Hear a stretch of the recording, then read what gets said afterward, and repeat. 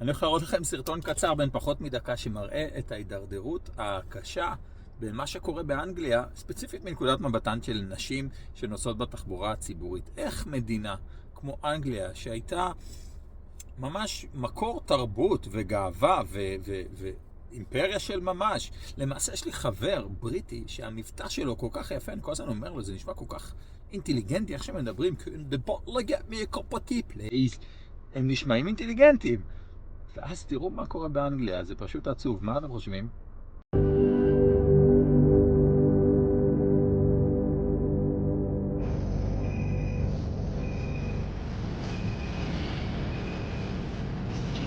Oh, no. No. No. Okay, that's it.